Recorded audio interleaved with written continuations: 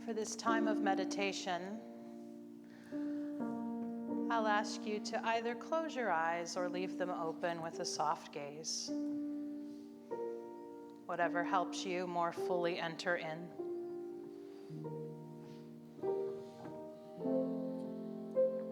And let's begin, my friends, by taking some moments to breathe. You don't have to do anything special with your breath. Simply notice its natural flow.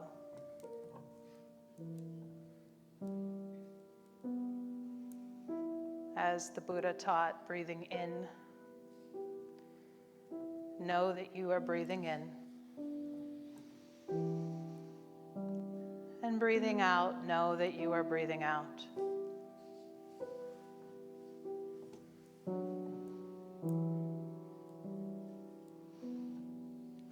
And we'll take a few moments here to get better acquainted with our own breath. In this practice of breathing together.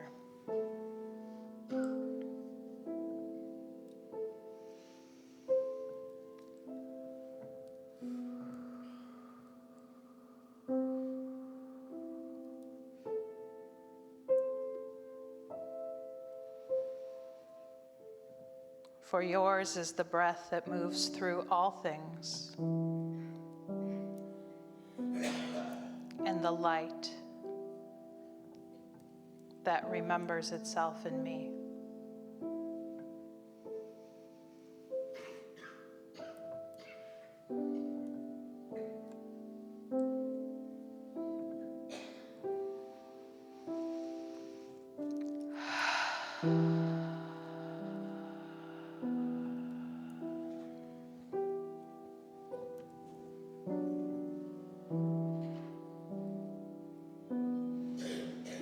As a wise elder once asked another wise elder, can a man lay a new foundation every day? The old man says if he works hard, he can lay a new foundation at every moment. A beautiful teaching at this dawn of a new year.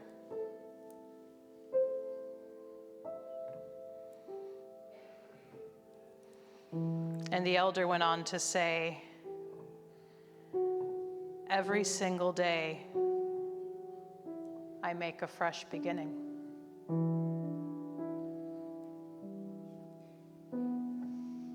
So noticing where you're at, friends, right here, right now, at the dawn of a new year, at the dawn of a new day.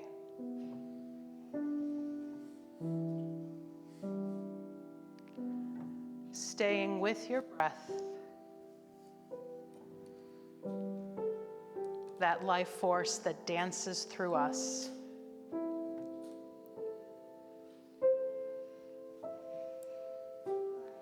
Notice if there's a word that Spirit is bringing you this morning.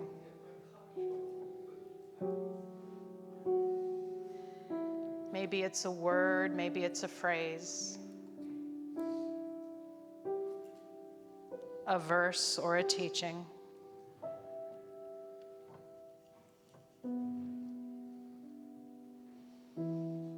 And we'll spend about a minute in the silence just noticing what is being revealed at this dawn of a new day, this dawn of a new year.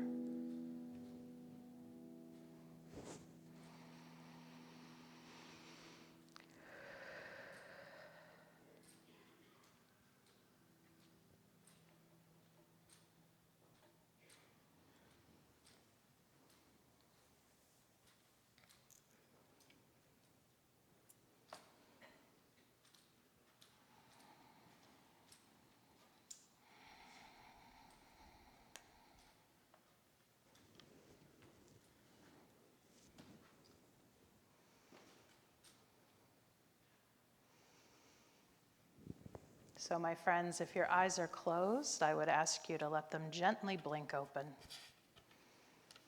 Take your time adjusting to the light. And you could take a stretch. I never get offended if I see people take a stretch when I'm talking. It means you're listening to your body, and I'm all about that. And sometimes when we go deep into these states of meditation, we can actually jar our system even further if we just rush back into life. Take your time, transition. So thank you, Vivian, for the warm welcome. Thanks to all of you here at Unity Chapel of Light for the warm welcome I've received since I've been attending at the beginning of November. As Vivian said, I'm an interfaith seminarian with Chaplaincy Institute, and yeah, it's kind of a funny place to be in, realizing that after 20-some years of building a career, Spirit's telling me, no, I want you to do something else.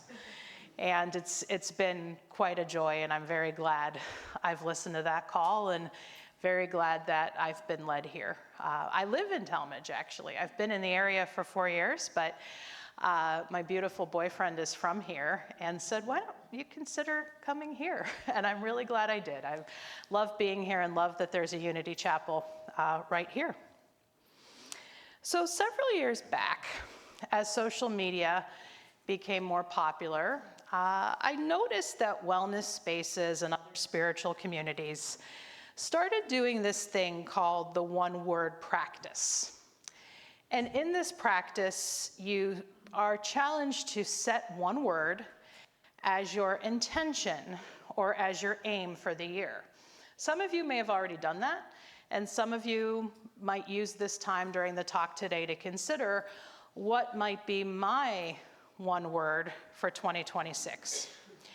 And when I started seeing the one-word practice become more popular, this felt better to me than this metric-driven idea of the New Year's resolution.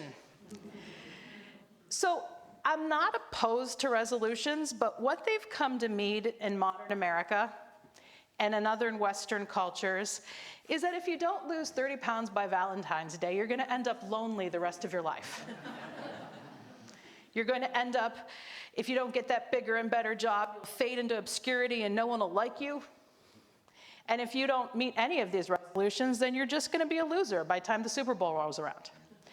As someone who grew up a Browns fan, I'm used to losing. So I hope you get the picture about why resolution might not be the friendliest thing. That is resolution in a modern sense. But what I would like to call us to embrace is the notion of resolve. Or what the modern and ancient yogis called sankalpa, in a more contemplative sense. And even our ancestors in the Christian church once leaned into this idea of resolve. And that is approaching resolve as an intention. So intention, as many yoga masters will explain, is the seed that you plant. If you want to get a certain kind of tree or flower or plant, you must plant the correct seed. If you want an apple tree, you don't plant a lime seed, for instance. And then you need to cultivate it. You need to water it, get it light and care. But you cannot force growth. Growth will happen as it is meant to. As Kamini Desai, one of my longtime yoga teachers, shares in her work, intention is a lot more reality-friendly than resolutions or goals. We do the work, and we can't force the growth. By taking that mindset, we can be more open to the wonder of what Spirit may reveal. This is what many of the great yoga masters taught, and it's what many of our saints in Christianity, like Saint Benedict, taught. And as I'll be focusing on today, the desert fathers and mothers. We can always begin again. We can always correct our course. We can make a fresh beginning at the start of every year, at the start of every day.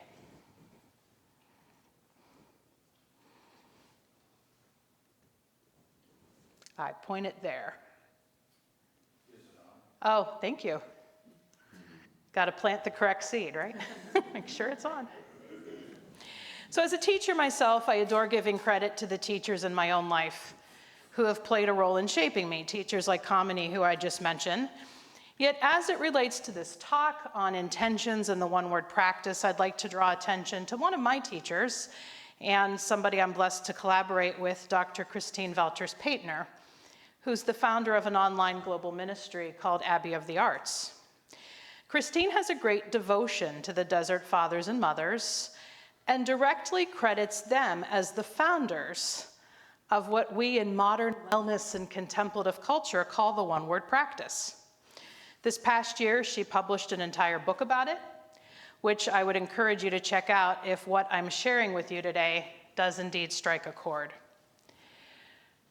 So Christine's first book on the Desert Fathers and Mothers is where I'm drawing as my source much of this history I'm about to share with you on who were the Desert Fathers and Mothers. As Paul Christian mentioned last week in his wonderful talk on the Lord's Prayer, the year 380 AD is when the Roman Empire made Christianity its official religion. There's a lot about early Christianity that traces back to the history of the Roman Empire, if we take a deeper look at it. So what's significant about the Roman Empire making Christianity legal when it was once very illegal?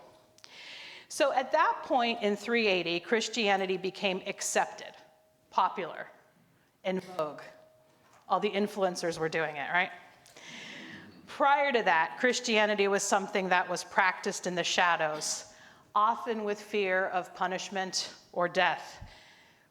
As a result, it was a quiet faith.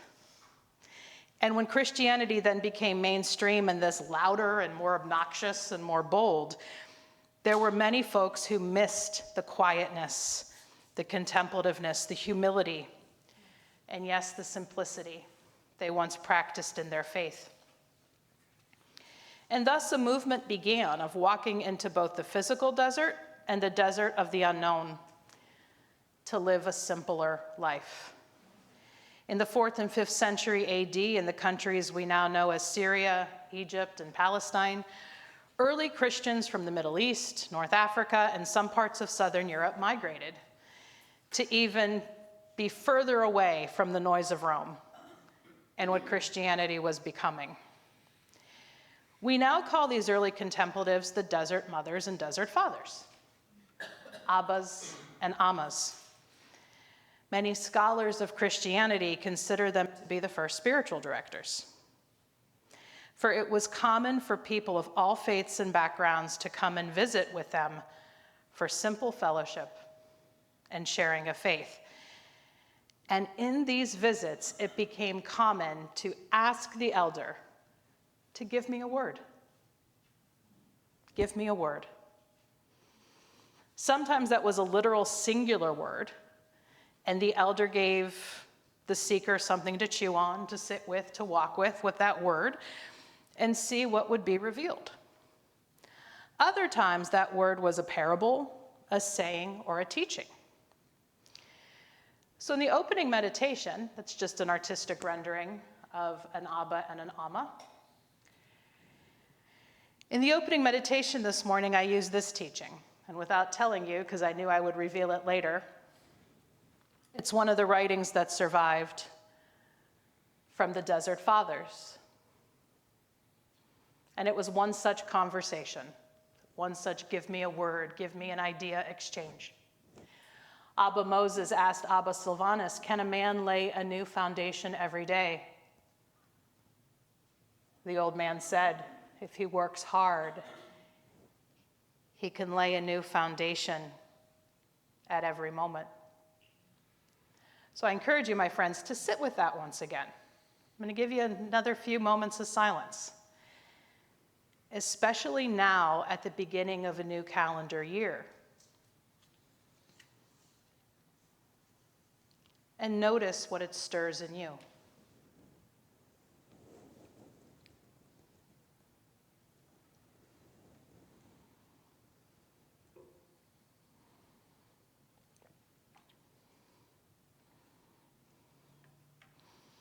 And the second part of this meditation,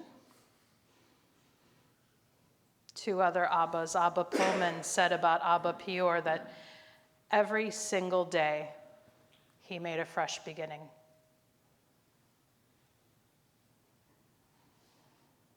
So what does that mean for you today at the beginning of 2026?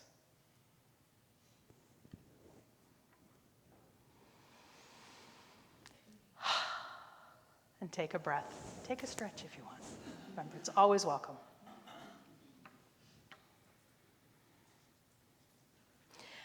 So these are two beautiful artistic renderings shared with me by the Abbey of the Arts to use with you in this talk today. And I am delighted that in modern progressive Christian scholarship, we are paying even more attention to the teachings of the Ammas, the Desert Mothers. They were a vital part of early Christianity. One of the Ammas whose surviving words have spoken to me in my spiritual formation is Amma Syncletica, who hailed from ancient Macedonia. She is known in the Eastern Orthodox Church, where she was canonized a saint with the feast day of January 5th, which just passed, as Syncletica of Alexandria. It has been documented that girls and women especially were drawn to her teaching, and she offered until she died, until the age of 80, at the age of 80. She died around 415 AD, although her teachings weren't formally published until around 450.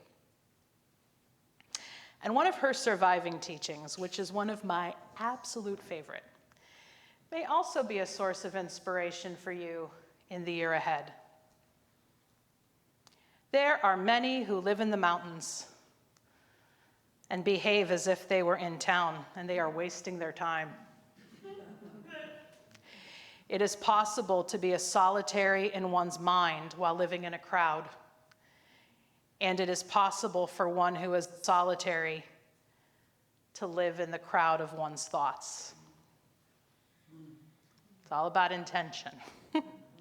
In these wise words, Syncletica is telling us that you do not literally need to go to the desert like she and so many others did to practice their faith quietly. You can do it right in your own home, here in Ohio. A term we use quite often in the Abbey of the Arts community is being monks in the world. How can we take the inspiration of the desert mothers and fathers to practice our faith in a simple way that is not grandiose or loud, rather in a way that is guided by purity, simplicity, and true connection? I find that starting my years by setting a word helps me to do that, to align myself with intentional faith, to walk more humbly with the God of my understanding in everything that I do in life. I couldn't resist bringing a cat picture into this. As I just reflect on a few of the one words I have set over the years that have meant a lot to me. This was my cat, Joy, who passed away in 2020. The first time I intentionally set a guiding word for the year was the year I got her in 2004. And this is speaking to something Reverend Kathy said a few weeks ago about there's a difference between happiness and joy. Happiness can be more fleeting, like I'm happy today.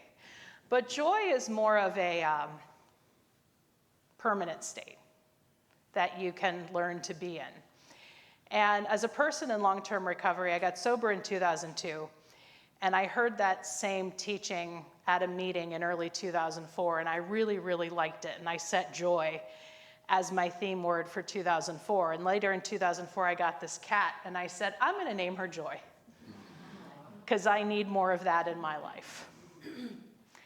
So I share these example words with you, not to be like, here, use one of mine. Although sometimes it helps if you're not coming up with a one word for yourself to hear what some others have used. You're free to borrow any of these, if any of them resonate. Another word I set for myself one year was Gaia, which is the earth goddess, because it was a year, I believe it was 2015, where I definitely needed more grounding. And it just struck me very clearly, like, this is your word for the year. Sparkle, which one of my dear friends who's no longer with us, Jason, that was our word together. He was a performer and a beautiful soul who just, whenever he walked into a room, you just like felt the glitter go behind him. And he would buy me a lot of things with sparkle. I have a sparkle blanket, and that was my word, I think, for 2018. Adventure was another one. So if you're being called to travel into the unknown, as I was one year, adventure struck me as a good one word. Wisdom. Rest was my one word for 2025. Still working on that. It's still something I'm sinking more into, yet 2025 gave me a lot more practices of rest. And 2026, my word is surrender. It came to me very clearly in the last days of 2025 as I'm dealing with quite a bit of pain in my life right now, physical pain more than I have at any other moments. And it's just like I'm in control of what I can be in control of, but there's so much I'm not in control of. And surrender, which is a word that's defined a lot of my recovery, has just felt like the perfect word to reattune to for me for 2026. So, what word might be revealing itself for you? Maybe during the meditation, something clearly came up. Maybe as I was talking, something clearly came up. As mentioned, you may have already set one. So here's a few more ideas. And this may seem controversial if you grew up in very conservative Christianity like I did. You can work with your desires. That's okay. And going back to the ancient yogic texts, the ancient texts of India, the Upanishads, are really where we get such richness about intention and being in that meditative state as a way of life. And this is from one of the Upanishadic scriptures: as your desire is, so is your intention, so is your destiny.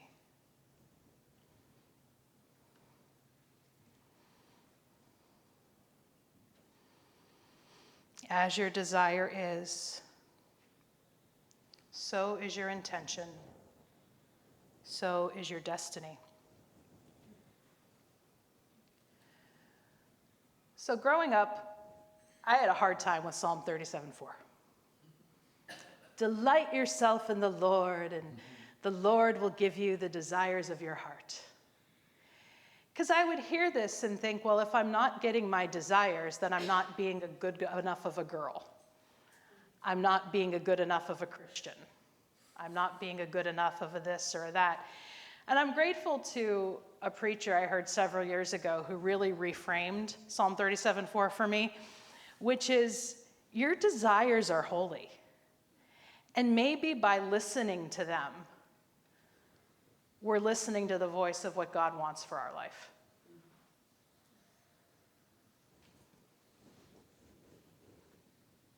So what is it your heart, your soul, your mind may be desiring more of here in 2026? And can that be your one word? So another source of inspiration you may find is in the theme that Unity Chapel of Light has set for 2026, which is the living light. This is a picture I took at St. Sava's Cathedral in Belgrade, Serbia. Part of my ancestry is Serbian, part of it's Croatian, and I just really, really love the practice of lighting candles. So what does it mean to you to tap into this sense of light or living light? And might you draw some inspiration there? Because it doesn't have to be a single word, it could be a phrase. I'm not rigid about that. So a phrase like living light might work for you for 2026.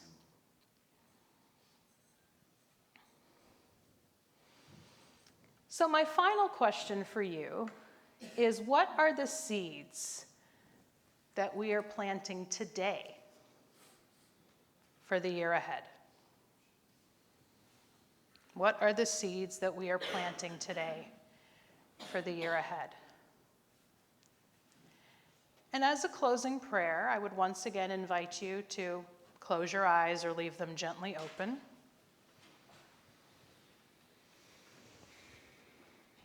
and focus in on the word or the phrase that is there for you. It may further develop after you leave here today.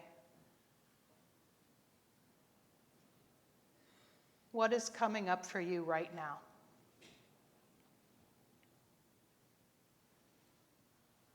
And I ask you to hold that, to cradle that in the silence of your heart as we pray.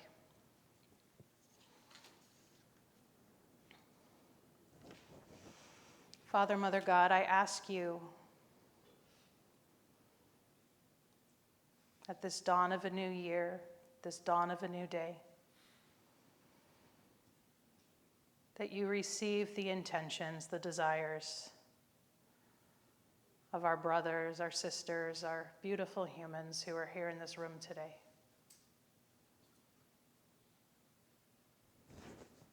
May they be cradled in living light. May they be given what they need to nurture this quiet connection to you.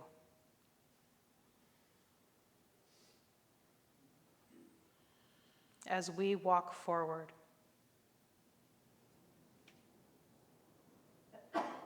practicing living our faith in a way that is genuine and true.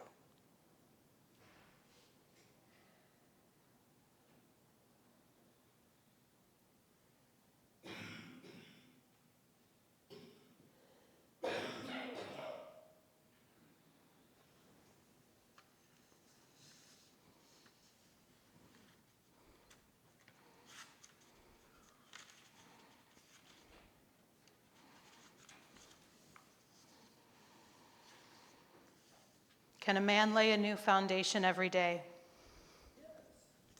Yes. If he works hard, he can lay a new foundation at every moment and every day. May we make a fresh beginning. Amen.